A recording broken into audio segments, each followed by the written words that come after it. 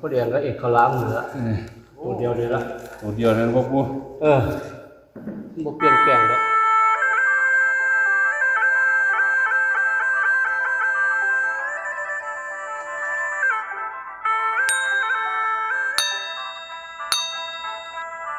สวัสดี FC ทุกท่านทุกคนครับผมตามแนวทางโค้งสุดท้ายของปู่บังบดครับปู่บอกว่าอีกมือสุดท้ายใกล้มือพอดีแล้วครับ FC ครับสิมาให้มาสรุปให้ว่าสั่นครับเพราะว่าตัวเลขของเพิ่นนะครับนะเพิ่นก็สิเปิดเผยว่าสั่นครับ FC ครับผมมือนั้นก็ยังบ่ชัดเจนเนาะครับเนาะบ่ทันชัดเจนปานใดมือนั้นครับ FC ครับผมเพราะมือนี้เพิ่นบอกว่ามาใหม่ไก่มือมาค่อยสีย่ำให้ค่อยสีเปิดเผยความลับให้ครับพี่ครับผมไปฟังปูสิว่าสู่ฟังครับโอ้มันเงียนอยู่ตาลายจักหน่อยเด้อเอฟซีครับผมเดินหน้าถอยหลัง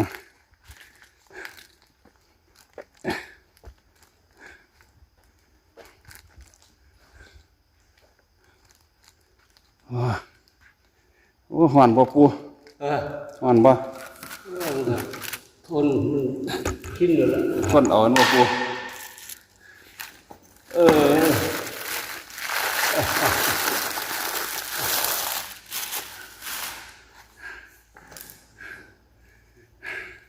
บ่เปลี่ยนแปลงหรอกที่ตัวเลขที่ปูบ่เปลี่ยนแปลงกันบ่ปูบ่มือนี่เปิดเผยเนาะปูเนาะมือนี่เปิดเผยมือนี่ย่ำละที่เอก2ตัวเลยละครับ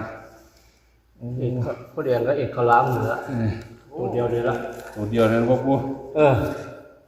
บ่เปลี่ยนแปลงหรอก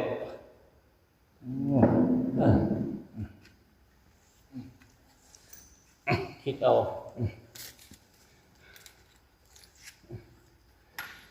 คือฟันนั่นละฟันเดี๋ยวมันติดตาโลดมันบ่อันอื่นมาแทรกเลยครับผมบ่มีแนวแทรกเลยบ่ปูบ่หยังเลยครับผม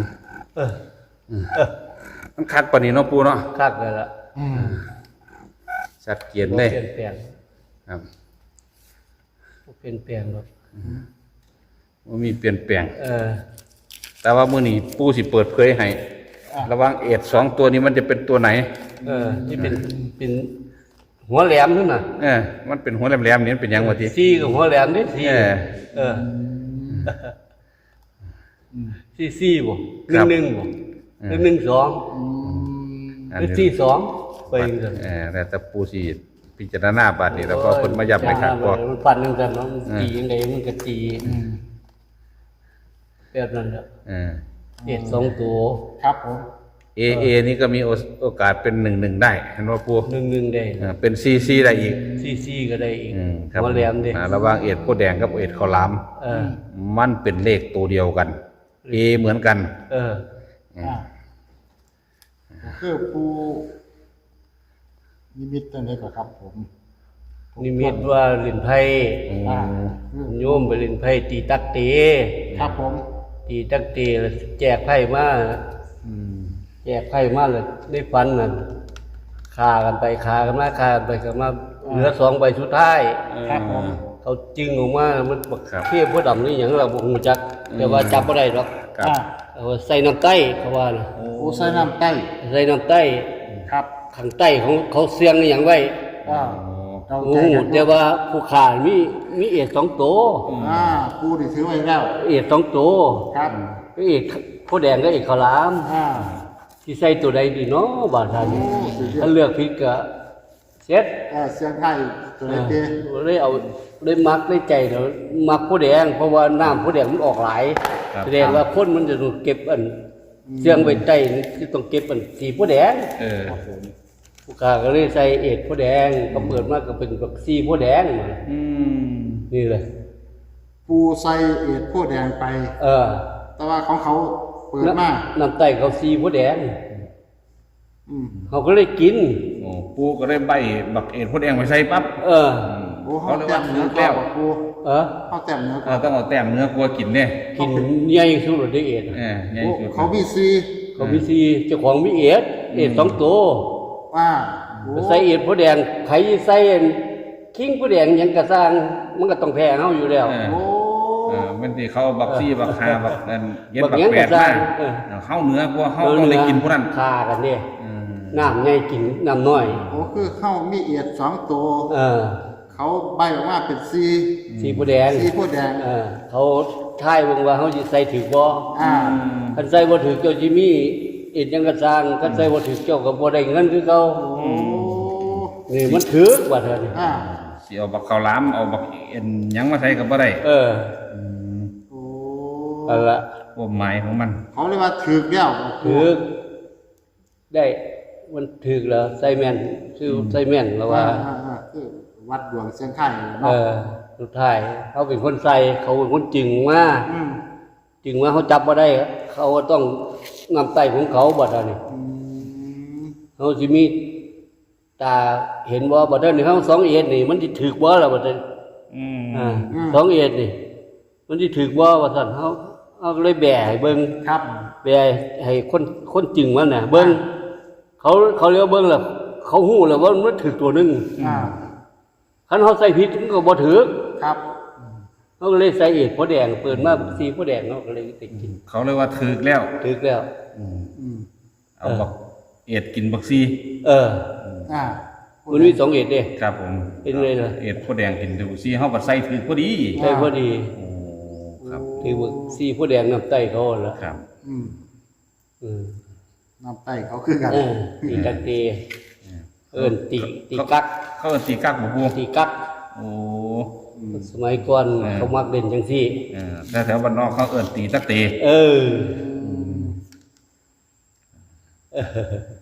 ที่ไปที่มาของ AA อืม กูเรียกว่าแต่ว่าเป็น11กับซีมันบ่ เอ ฮู้ อเพราะว่ามันสั่นละ อ่าแปลออกมาแล้ว เออมันแปลอยังอื่นบ่ได้เด้นี่ไปแปลยังไงอีก ครับผม เออมันก็แปลง่ายๆ 1 2กับ4 2ขั้นจิมี2มาน่ะ เออ อืม เออ ก็เป็น1 เริ่มมา 2 สับ ที โลบน1 2กับ4 2 เออ1 2ตัวเด้ อ่า 1 2 อืม อืม 1 2ก็ได้เนาะปู เอ็ดเป็น4บัดนั้น อืม อ่า 4 2ตัวเด้บัดนั้น อืม เออ มันคือกันมันก็4 2 อืม อ่า ก็4 4เท่านั้นตัว โอ้42กับ44 เออ อืม1 2 1 4เตี้ย เออ โอ้เป็นครับพี่น้องเด้ออืม พูดถึงว่าไพ่ถือเอ็ด2ตัวนี่มันต้องเป็นจังซี่ล่ะ อืม เอาขั้นบทตัวกันน่ะมันสิต้องเป็นจังซั่น อืม ไปฟันนะฟันว่าเล่นการพนันมันก็สิมีโชคตัว อืม ไปฟันเล่นการพนันมันเคยได้ ใช่ได้ เอ้า เออ เขียนดูสิ ซี่ๆแหล้ว ไม่เขียนดูเสียสันดอก เออ อืมเลื่อนเป็นเลขหลายตัวตัวนี้ไม่เขียนดูอะไร เออ โอ้อ้าวบ้านนี้ FC เอ้ยอืม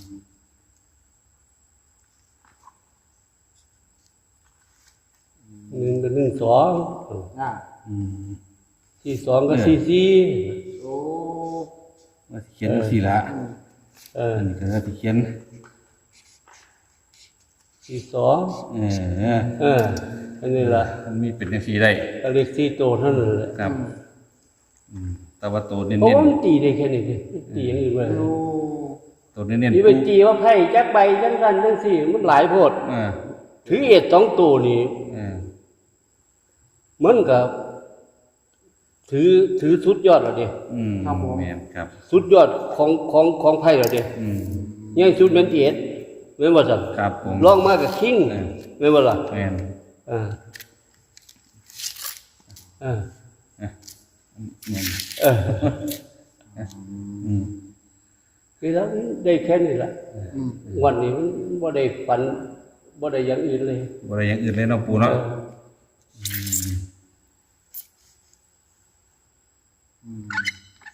ฝันมือเดียวเท่านั้นแล้วกัน ครับ ฝันบ่ได้เรื่อง คือมื้อนี้เปิดเผยแล้วเนาะปู่ อืม ถ้าบ่เป็น11ก็เป็น12ถ้าบ่เป็น44ก็เป็น42เนาะปูเน้นไปที่2ตัวเนาะปูเนาะ2ตัวครับผมอัน118ท่านกับปูเป็นว่าไว้ตั้งแต่ปุระครับตั้งแต่คลิปแรกอัน114นี่ทีมงานตีไปซื้อหรอกกับมาครับมักตามครับที่ผม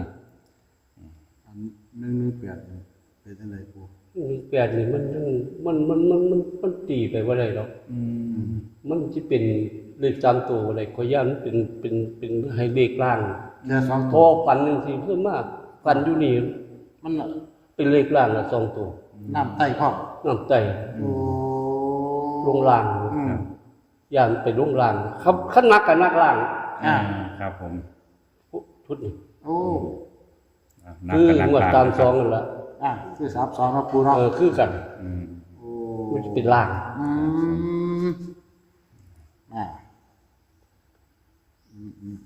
มันรับด้วยครับผมได้แค่1124442ครับกันไว้เน้นล่างเลข3ตัวก็เล่นได้น้อยๆครับโอ้มันเล่นได้สำนันบ่ปูเขาเลข3ตัวนี่ได้อย่างละ10 บาท20 บาทเท่านั้นครับ118นี่114นี่ครับผมแม่นเป็นพวกนั้นเป็นพวกนั้นเป็นเลขล่างครับคิดว่าครับเพราะว่ามันน้ำไตน้ำไตครับผมอย่าลืมน้ำไตนะครับว่าเป็นได้แค่เป็นได้2ตัวว่าเขาให้ใส่ข้างล่างเขาใส่ข้างล่างเขากำลังใส่ล่างมันจะไปตีลายๆมันก็ลายไปทั่วที่ครับแม่นนะครับผมเขาก็ตี2ตัวเท่านั้นครับเขาใส่ถึกเครื่องนึงต้องใส่ให้ถึกบ่ใส่บ่ถึกก็เจ้าก็เซ็ตร่าง2ตัวขลางก็ผู้แดงเท่านั้นครับผมแต่มันเอาข้าวหลามใส่ก็บ่ถึกก็บ่ได้กินซ้ำเสียเอาผู้แดงใส่ก็เลยถึกซ้ำบัดนี้ซ้ำเปิดว่าก็สีผู้แดงข้างล่างเขาน่ะครับผมมันก็เลยมันคิดมาย่านคิดมาเป็นซีครับย่านเพราะมันหัวแหลม